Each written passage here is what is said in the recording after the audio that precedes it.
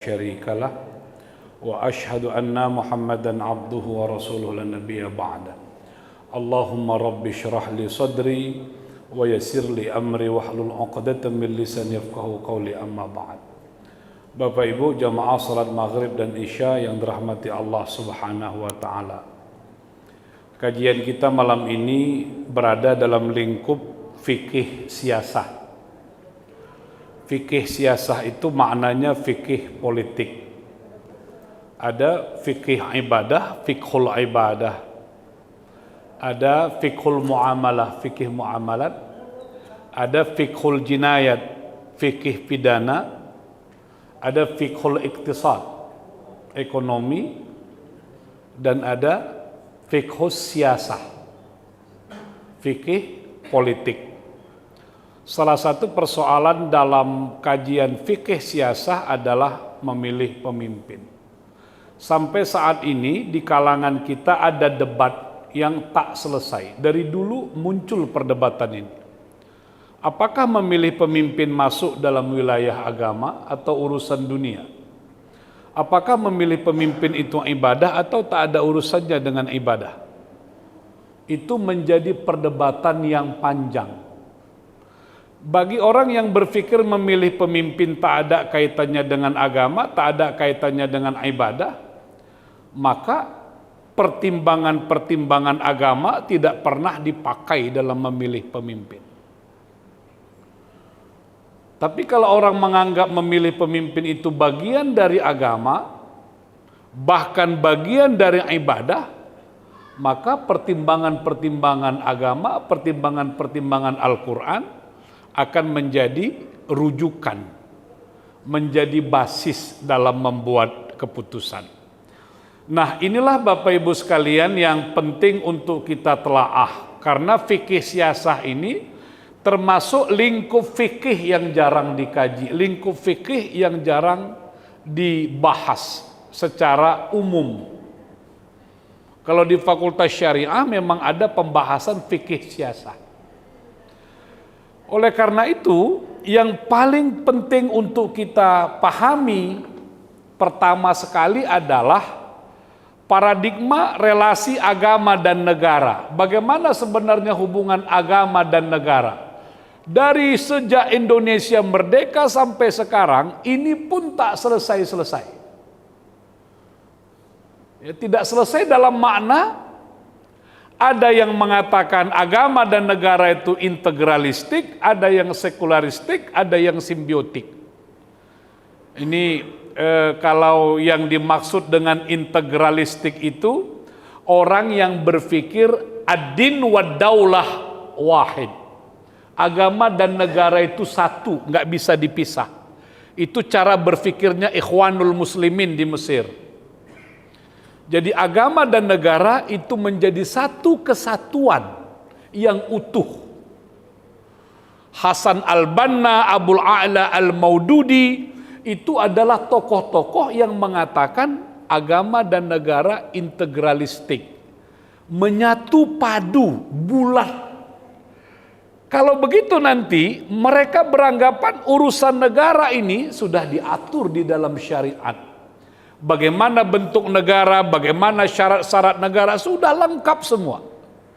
Jadi kalau Bapak Ibu ada yang mengusung khilafah, khilafah itu masuk dalam kelompok yang memandang relasi agama dan negara itu satu kesatuan. Yang kedua sekularistik, ad-din syai' wa daulah syai'un akhar. Agama itu satu, negara itu sesuatu yang lain. Dia tidak memiliki hubungan sama sekali. Ini pernah dialami Turki pada masa Kemal Atatürk.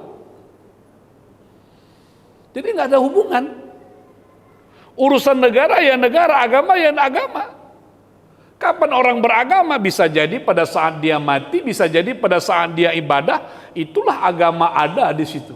Tapi dalam pengelolaan negara tidak ada urusan tentang agama. Itu paradigma sekularistik. Ya, di Indonesia sampai sekarang cara pandang seperti ini masih ada. Dulu misalnya Gus Dur termasuk orang yang berpikir negara dan agama itu tidak boleh saling ngurusin. Negara tidak boleh ngurusin agama, agama juga nggak boleh ngurusin negara. Itu cara berpikir sekuler. Nah, yang ketiga adalah yang disebut relasinya simbiotik. Simbiotik itu agama memberi nilai pada negara. Jadi kalau sekarang bentuk negara kita NKRI, malah ada yang mengatakan NKRI harga mati, kita tidak punya pilihan lain tentang bentuk negara, yaitu nggak ada masalah mau bentuknya republik, mau bentuknya al-mamlakah kerajaan, mau bentuknya emirat, tidak ada persoalan. Yang paling penting adalah apakah nilai-nilai Islam ada di situ. Ini cara berpikir simbiotik. Nah, kita di Indonesia sebenarnya menganut cara berpikir yang ketiga.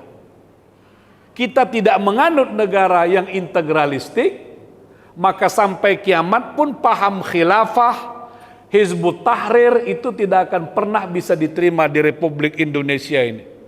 Itu sudah diblok, sudah terkunci. Bukan saja oleh founding fathers negara ini telah menetapkan kita negara kesatuan republik, tapi dua ormas Islam terbesar itu tetap tidak akan setuju dengan pola integralistik seperti khilafah ataupun sekularistik. Keduanya sama-sama ditolak. Tapi dua ormas ini setuju bahwa nilai-nilai agamalah yang penting masuk, bentuk negaranya terserah mau seperti apa. Ya, Saudi itu menganut al-mamlakah. Jadi kalau kita buka TV Saudi, Pak, itu tertulis al-mamlakah as-Saudiyah, kerajaan Saudi Arabia. Kalau kita ke Brunei, al-mamlakah kerajaan. Kita jumhuriyah bahasa Arabnya. Jumhuriyah itu republik. Nah, kemudian apa implikasinya ya? Kalau orang mengatakan agama dan negara menyatu, maka aktivitas politik menjadi ibadah kepada Allah Subhanahu wa taala. Dan sekarang masih ada yang menggunakan terminologi ini.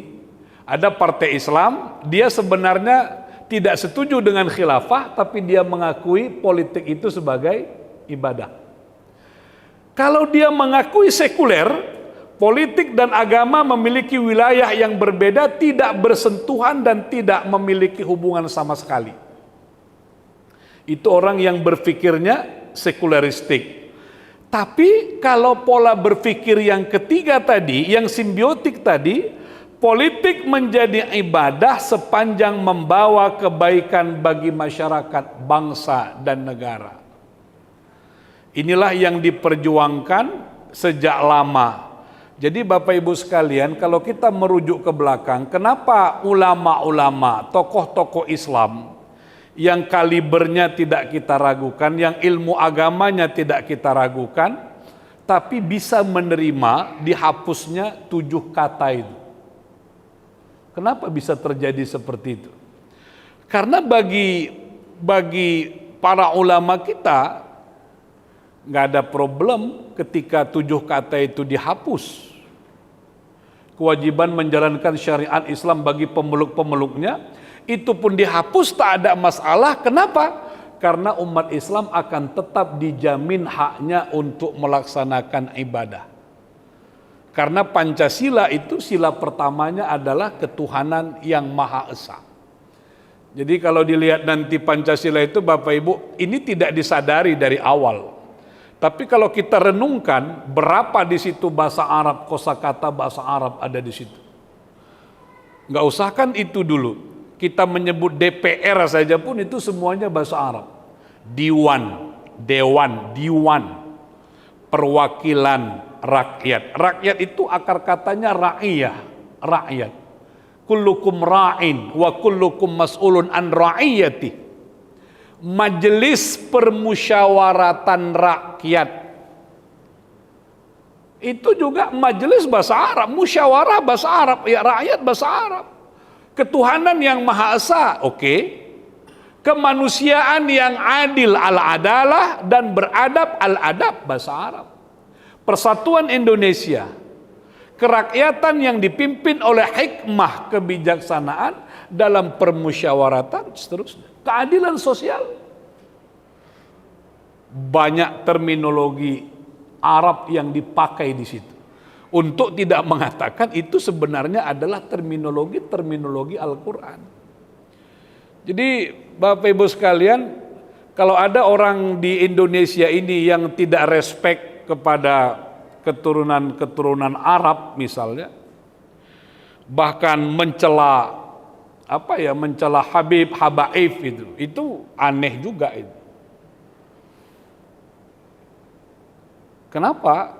Ya karena memang tidak bisa dipisahkan. Kayanya bahasa Indonesia itu karena banyaknya terminologi Arab yang sudah menjadi bahasa Indonesia. Habib Habaib itu juga tidak diragukan bagaimana perjuangannya untuk bangsa dan negara itu.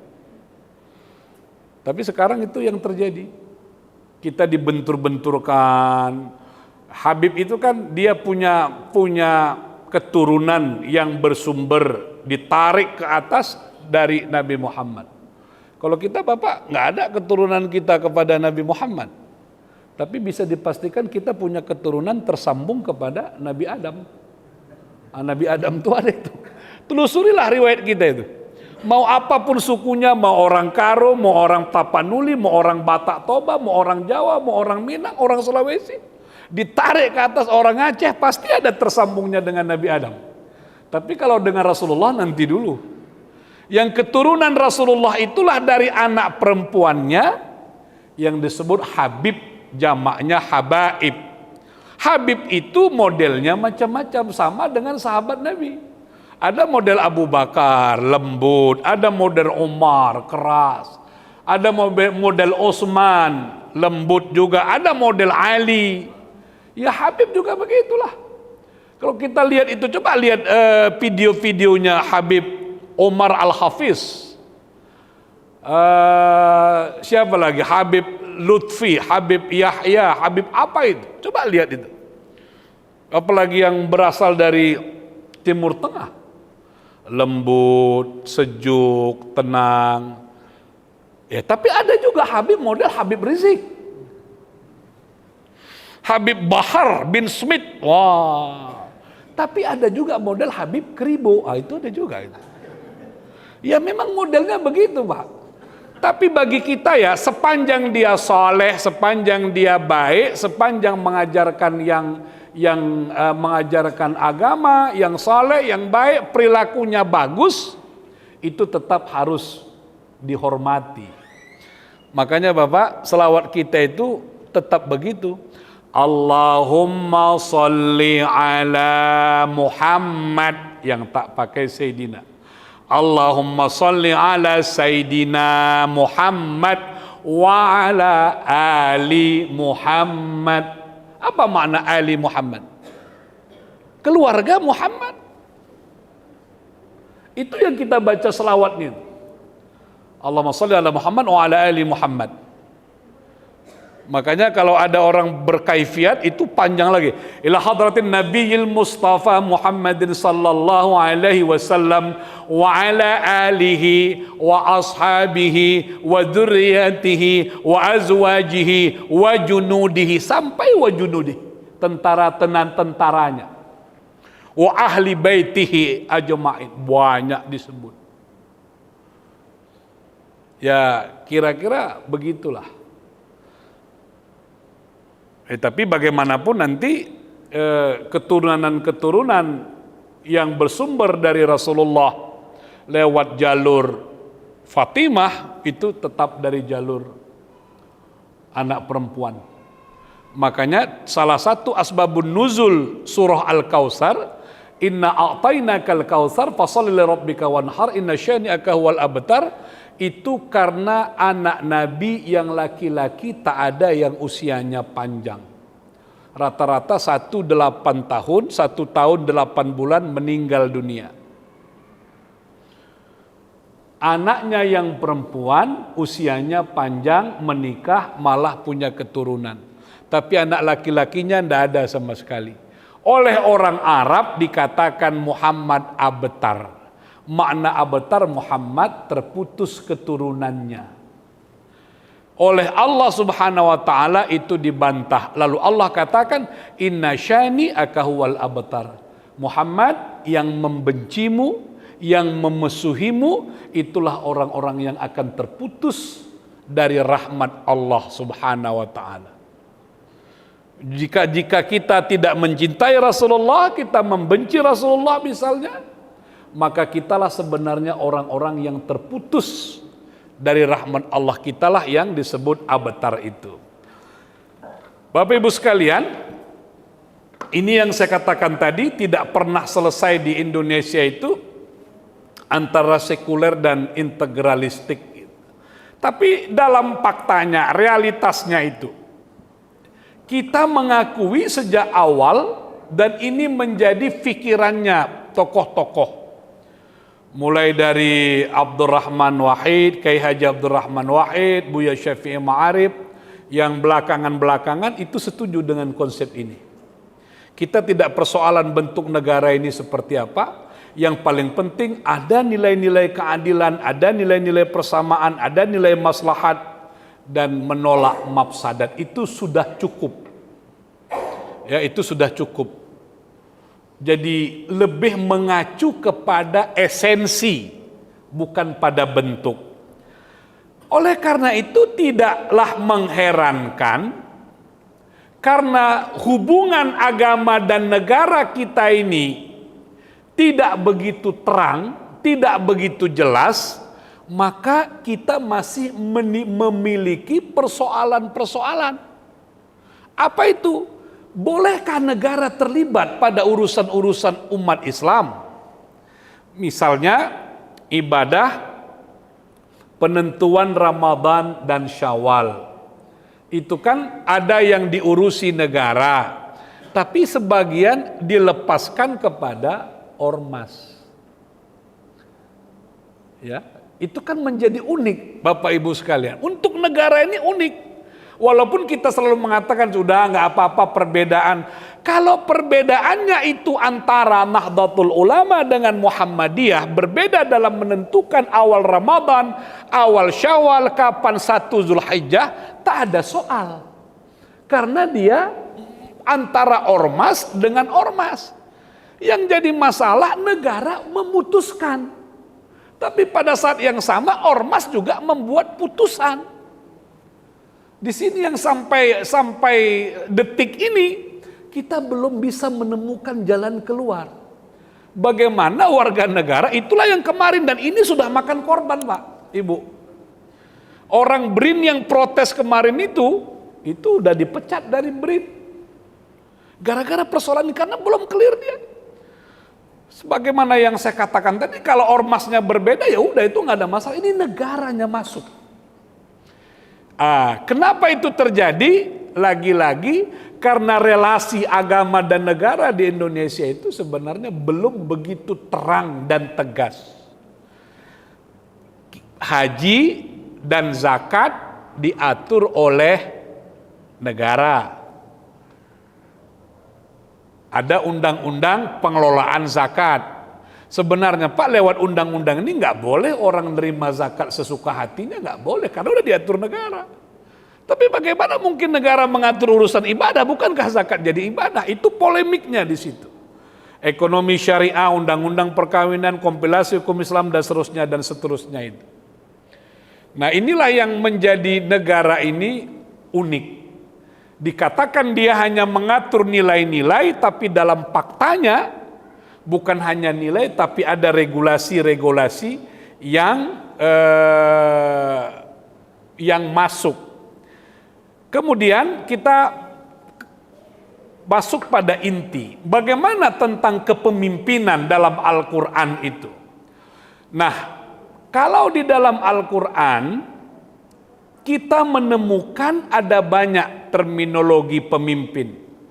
Ada khalifah, ada ulil amri, ada amir, amirul mukminin, ada imam, ada sultan, ada aulia, ada kawam. Yang semuanya ini bisa diterjemahkan dengan pemimpin. Misalnya beberapa ayat yang kita sudah hafal dan ini menjadi polemik. Ati'ullah wa ati'ur rasul wa ulil amri minkum fa in tanaza'tum fi syai' faruddu ila Allah wa rasulih. Ya ayyuhalladzina amanu la tattakhidul yahuda wan nasara awliya ba'dhum awliya'u ba'din. Ini yang Al-Maidah 51 dan banyak lagi ayat-ayat yang bicara tentang kepemimpinan. Kalau hadis ini doa. Jadi Bapak Ibu, ternyata pemimpin itu juga termasuk rahmat Allah yang harus diminta. Maka kalau kita serius ingin mendapatkan pemimpin yang benar-benar baik, maka doa ini harus hafal. Harus dibaca secara pribadi sejak hari ini sampai nanti pemilu 2024. Allahumma la tusallid alaina bidunubina man la yakhafuka fina wa la yarhamna. Itu doanya itu. Ya Allah, jangan engkau berikan kami pemimpin, jangan engkau titipkan kepada kami pemimpin, jangan engkau pilihkan kepada kami pemimpin, malla yakhafuka. Ternyata dalam hadis Nabi itu pemimpin itu rumusnya sederhana aja Pak, enggak ribet seperti yang diatur dalam undang-undang, yang diatur dalam buku-buku fikih siasa. Dua saja. Dia perlu takut kepada Allah, yang kedua dia sayang dengan orang yang dia pimpin. Cukup itu saja. Kenapa? Kalau orang sudah takut kepada Allah, maka dia akan menghindarkan segala sesuatu yang membuat Allah murka. Tapi kalau orang tidak takut kepada Allah, maka dia akan melakukan apa saja pun yang dia inginkan. Karena itulah kita minta Allahumma la tusallin alaina bidunubina man la yakhafuka fina wa la yarhamna. Karena kalau pemimpin itu sayang kepada kita, dia tidak akan menzalimi. Kalau pemimpin itu sayang kepada rakyatnya, kita pun akan mengerti kesulitan pemimpin. Sekarang Bapak Ibu bisa dipastikan kita tak pernah tahu kesulitan yang dialami pemimpin. Kenapa kita tak pernah tahu kesulitan yang dialami pemimpin? Karena kita pun merasa pemimpin tak sayang dengan kita. Tapi kalau orang sayang dengan kita, kita menjadi mudah untuk mengerti apa kesulitannya. Tak ada persoalan orang disuruh untuk bayar apa segala macam, sepanjang orang tahu bahwa apa yang dia bayar itu dipakai untuk hal-hal yang benar. Jadi ini doa yang diajarkan Rasulullah itu sebenarnya luar biasa. Sederhana tapi maknanya dalam sekali. Pilihlah pemimpin yang dia takut kepada Allah, sayang kepada rakyatnya. Sebenarnya ini bukan hanya dalam konteks presiden, gubernur, wali kota saja, tidak. Kepada semua level inilah seorang pemimpin itu. Bahkan kita di rumah tangga juga begitu. Seorang suami pemimpin, iya pemimpin. Pertanyaannya, kita takutkah kita kepada Allah? Takut. Sayangkah kita kepada orang yang kita pimpin? Siapa yang kita pimpin? Anak, istri, pembantu, semua segala macam. Itu adalah orang-orang yang berada di bawah kepemimpinan kita. Makanya Nabi bersabda, kullukum ra'in wa kullukum mas'ulun an ra'iyati. Setiap kita akan diminta pertanggungjawaban. Makanya Bapak Ibu, dalam konteks pembantu saya selalu mengingatkan, 5 tahun, 10 tahun, 12 tahun pembantu kerja di rumah kita tapi tetap tak salat, tetap tak pandai baca Quran, tahankan, kita akan bertanggung jawab di hadapan Allah Subhanahu wa taala. Jadi kalau ada pembantu di rumah, begitu dia masuk, tanya dulu. Sampai mana kemampuan membaca Qur'annya? Sampai mana ibadahnya? Sampai mana pengetahuan agamanya? Selama bersama kita, adakah meningkat ilmunya tentang agama? Karena itu berada di bawah kepemimpinan kita. Nah, yang kedua, hadis Nabi itu ini ceritanya dalam safar, pentingnya mengangkat pemimpin. idza kana salasatun fi safar, kalau engkau berada di dalam perjalanan untuk berpergian dan jumlahnya ada 3, maka hendaklah maka hendaklah salah seorang sebagai ketua rombongan, sebagai pemimpin. Kalau berjalan berdua tak penting karena dia bisa berdiskusi. Kalau 3 itu payah karena ada kemungkinan 2 bisa berkonspirasi untuk yang satu. Makanya perlu diangkat pemimpin. Yang satu bilang ke sana, yang satu bilang ke sini, yang satu bilang kemana. Apa keputusan yang diambil? Sulit itu. Maka harus diangkat satu pemimpin. Hadis-hadis ini cukup untuk menjelaskan kepada kita pentingnya pemimpin itu. Apa hukum memilih pemimpin? Dalam fikih siasah yang saya jelaskan tadi, hukum memilih pemimpin ada 3. Ada yang mengatakan kewajiban akal. Tidak perlu pakai ayat, tidak perlu pakai hadis, kita akan sepakat pemimpin penting. Maka wajibnya wajib akli. Yang kedua mengatakan wajib syar'i. Kita memilih pemimpin karena agama menyuruh kita milih pemimpin. Tapi pendapat yang ketiga yang paling kuat dikatakan memilih pemimpin itu adalah kewajiban akal dan nas secara bersama-sama. Nanti Bapak Ibu ada konsekuensinya dari sini. Apa konsekuensinya? Apa hukumnya orang yang golput? Di situ dia masalahnya. Kalau dia mengatakan kewajiban akal semata, maka golput tidak ada problem, tak ada kaitannya dengan dosa. Tapi kalau kita menganggap memilih pemimpin itu kewajiban akal dan nas sekaligus, maka maka orang yang tidak menggunakan hak pilihnya, dia masuk melakukan perbuatan yang haram. Itu konsekuensinya. Nah ini penting, pernyataan Ibnu Taimiyah tentang pentingnya pemimpin. 60 tahun di bawah pemerintahan imam kepala negara yang zalim lebih baik daripada 1 malam tanpa kepala negara. Ini pernyataan Ibnu Taimiyah, ulama besar, muridnya Ibnu Hambal, murid Ibnu Taimiyah, Ibnu Qayyim al-Jauziyah.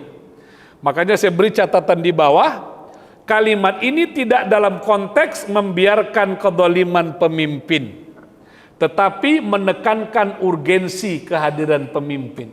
Kalau tidak ada pemimpin, yang ada adalah anarki yang memungkinkan kehancuran bagi seluruh manusia.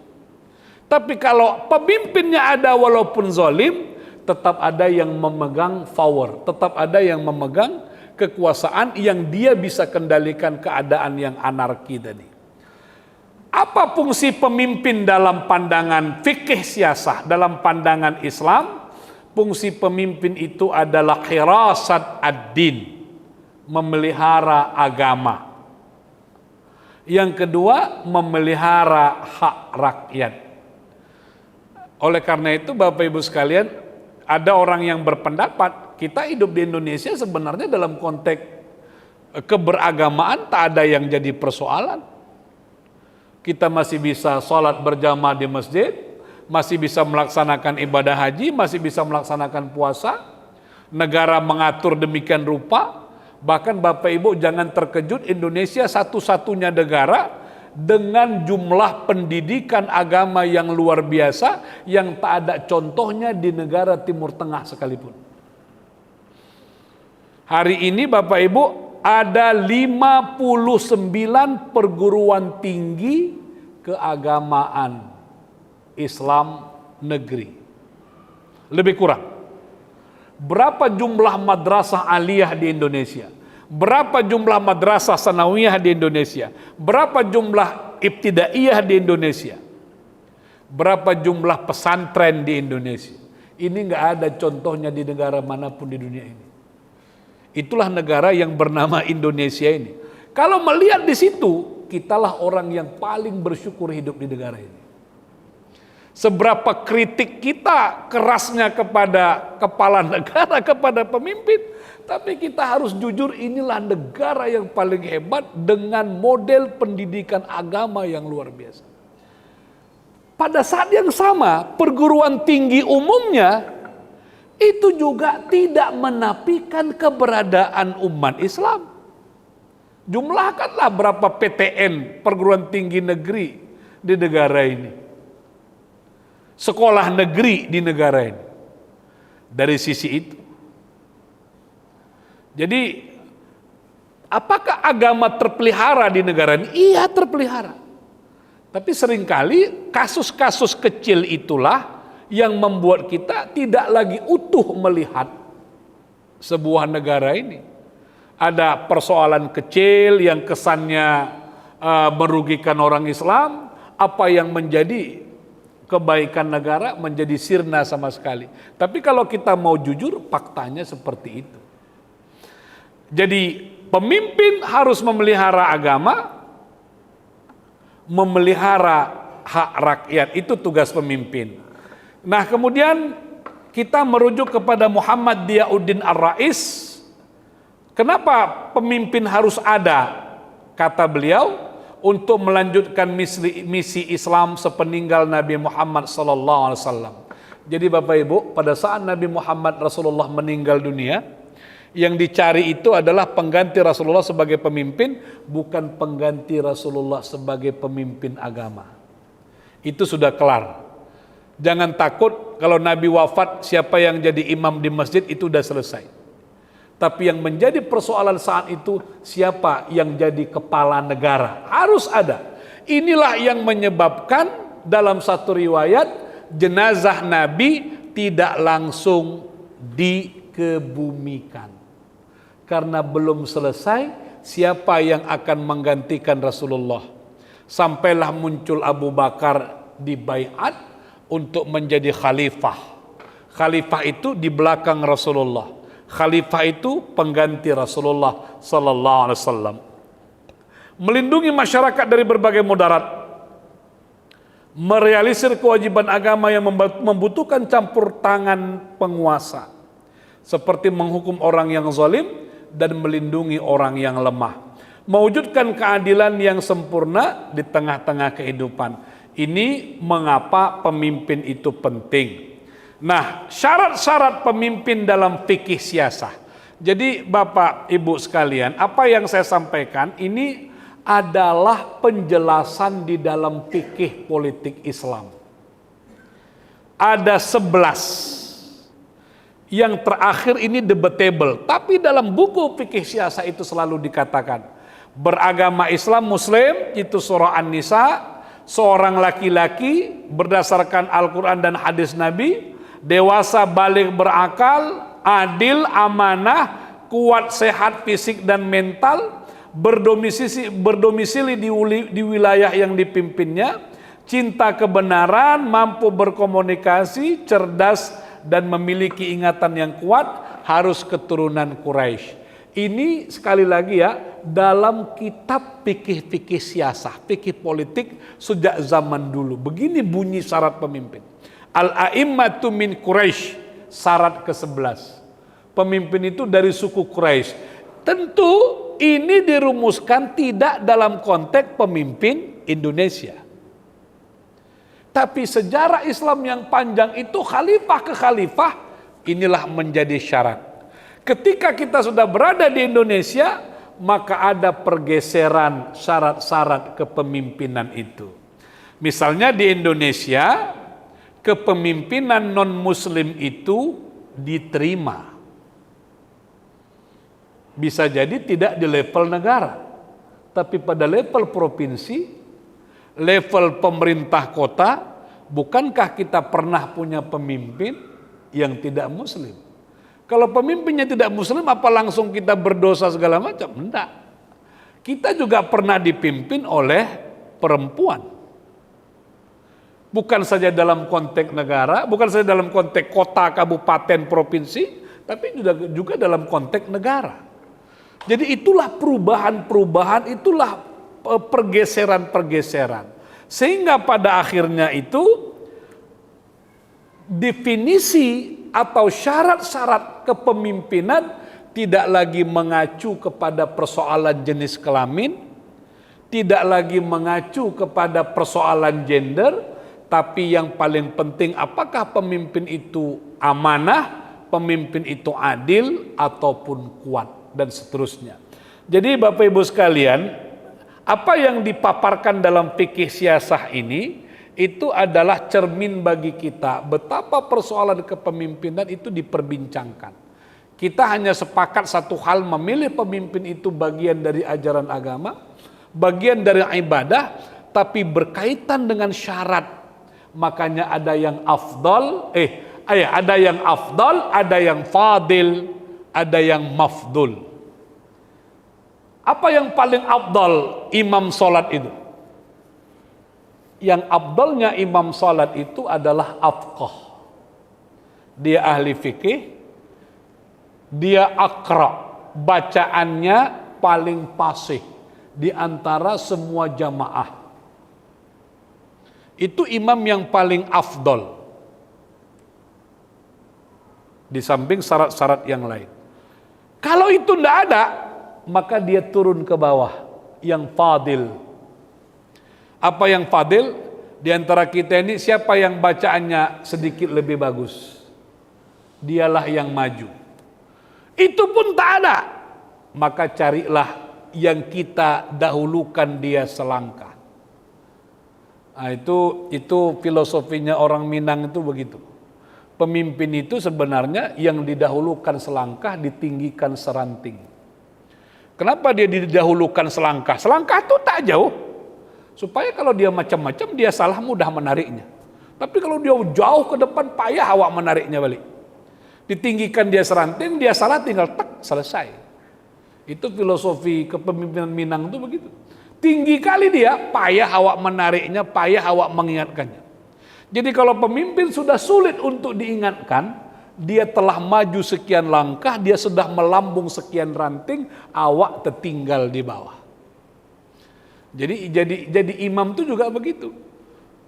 Ditekannya surah Al-Maidah sebagai ayat, lupa imam tuh. Di belakangnya tak ada yang hafal ayat yang dibaca. Apa yang terjadi? Kita mau ingatkan apa? Makanya imam itu juga akan mengukur dirinya, kira-kira jemaahnya ini hafalnya berapa ayat ini.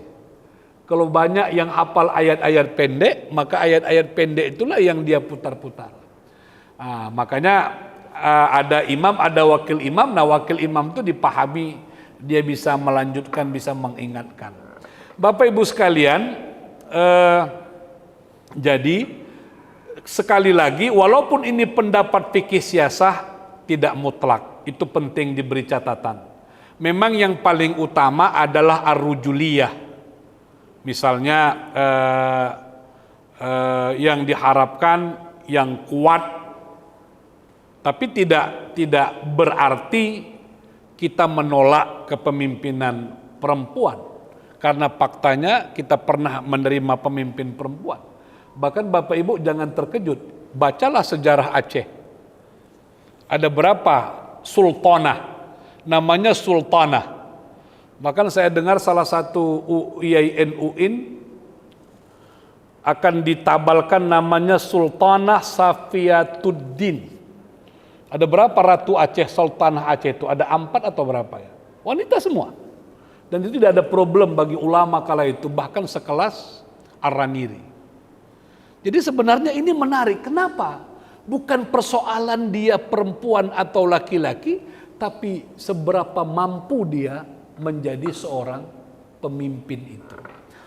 Nah, terakhir ini coba akan beberapa konsekuensi dari fikih politik itu yang penting kita ketahui, tapi tidak di sini dibahas ya. Kita akan coba nanti bahas ini, hukum golput yang seperti saya katakan tadi. Apa hukumnya orang tidak menggunakan pilihannya? Apakah pada memilih pemimpin, presiden, wakil presiden, gubernur, atau termasuk anggota Dewan Perwakilan Rakyat? Bagaimana sebenarnya memilih pemimpin perempuan? Karena masih ada di dalam masyarakat kita yang menolak pemimpin perempuan. Bagaimana memilih pemimpin non-muslim? Bagaimana hukum taat kepada pemimpin? Pada batas mana kita harus tetap taat kepada pemimpin? Kalau pakai ayat Allah wa Rasul ulil amri minkum, maka rumusnya itu ketaatan kepada pemimpin sepanjang pemimpin taat kepada Allah dan Rasul. Bagaimana hukum memakjulkan pemimpin? Itu dibahas. Yang terakhir, bagaimana hukum partai politik? Nah, ini menarik nanti Bapak Ibu, kalau Bapak Ibu ada yang anggota partai politik, kalau merujuk kepada Al-Quran, ini juga menarik panduannya. Karena partai dalam Quran itu disebut hizbun. 2 saja itu. Kategorinya 2 saja. Hizbullah, partainya Allah, dan hizbus syaitan, partainya syaitan. Kita berhenti sampai di situ. Kalau kita lanjutkan, mana yang partainya Allah? Nah, ini nanti berantem gitu. Ini yang membuat kacau. Tapi penting untuk ditelaah siapa yang sebenarnya disebut hizbullah itu.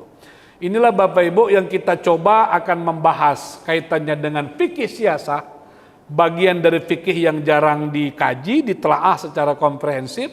Insya Allah ini akan kita bahas 6 persoalan ini. Mungkin kita bisa sempitkan menjadi 2 pertemuan, selesailah masalah fikih politik. Terima kasih. Assalamualaikum warahmatullahi wabarakatuh. Silakan Bapak Ibu, ada sekian menit.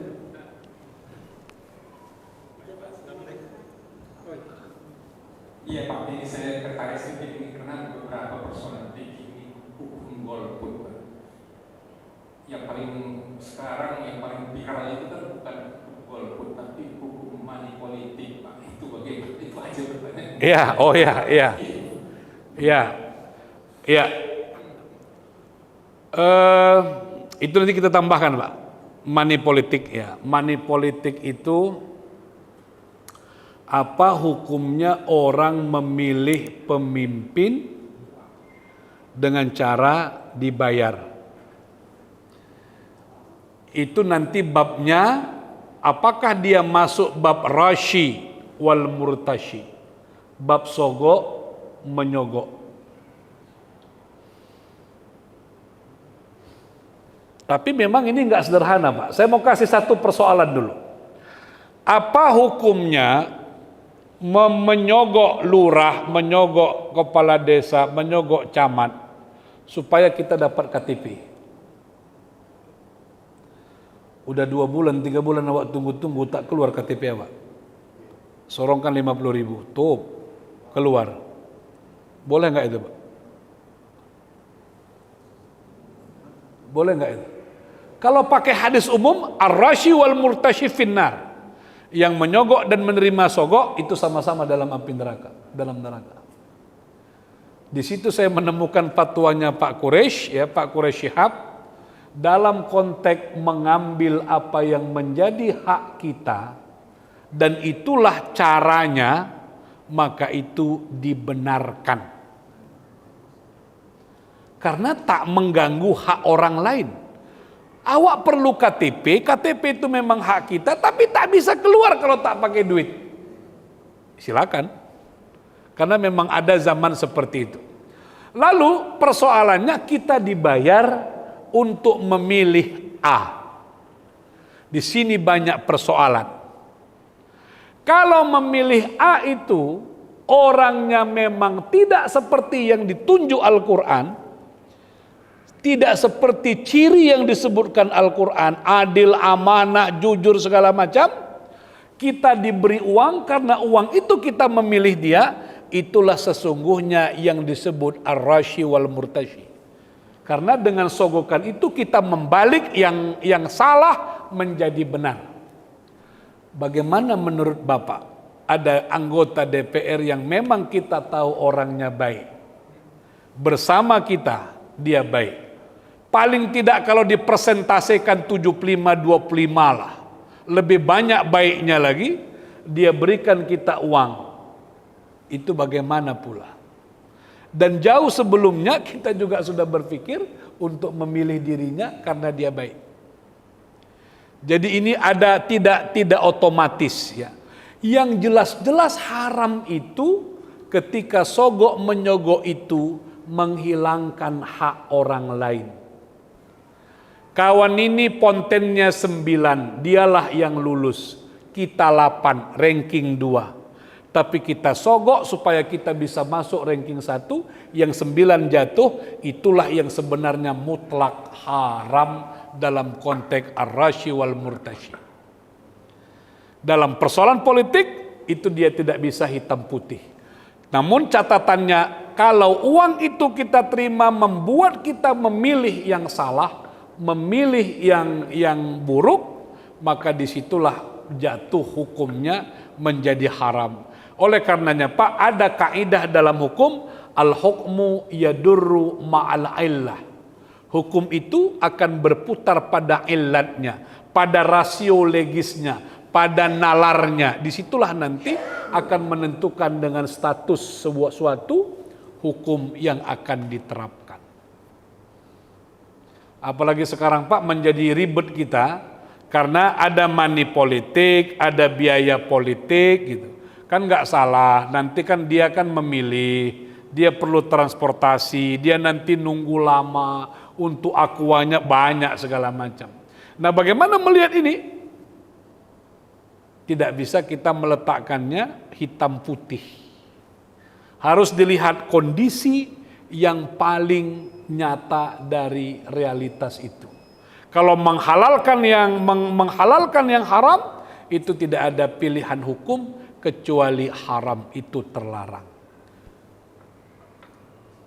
Baik Bapak sekalian, kita cukupkan, waktu kita sudah habis. Assalamualaikum warahmatullahi wabarakatuh. Na'udzubillahi minasyaitonirrajim. Bismillahirrahmanirrahim. Alhamdulillahirabbil alamin, hamdan yuwaffi ni'amahu wa yukafi'u mazidah. Ya Rabbana lakal hamdu kama yanbaghi li jalali wajhikal karim wa 'azimi sultanik. Rabbana taqabbal minna innaka antas samiul alim wa tub alaina ya Allah innaka antat tawwabur rahim. Rabbana zidna ilman nafi'a warzuqna fahman kamila wa rizqan halalan thayyiba wa amalan salihan wa maqbula. Rabbana atina fid dunya hasanah wa fil akhirati hasanah wa qina adzabannar. Wa sallallahu ala sayyidina Muhammadin nabiyil ummi wa ala alihi wa sahbihi wa barik wa sallam. Walhamdulillahi rabbil alamin. Taqabbalallahu minkum.